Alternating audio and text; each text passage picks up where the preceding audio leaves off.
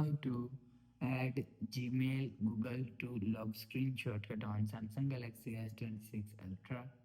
Let's start the video. First of all, go to App Library. Here, click on Settings app. Now in Setting, scroll down and click on Wallpaper and Style. After click on Wallpaper and Style, click on Lock Screen. After click on Lock Screen, you will see shortcut is here. If you want to add Gmail shortcut, click on shortcut and click on no app and click on this plus icon, scroll down and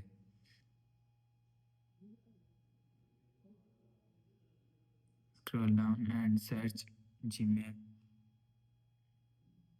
You will see Gmail is here. Click on Gmail shortcut and click on done. You will see Gmail shortcut is add on lock screen. If you want to add Google shortcut, click on lock screen and click on shortcut and click on no app. After click on no app, click on this plus icon, scroll down and click on Google. After click on Google, click on done. You will see Google shortcut is add on lock screen.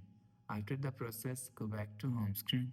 So that's how you can add Gmail and Google to lock screen shortcut on Samsung Galaxy S26 Ultra. If you like the video, please subscribe. Thanks for watching.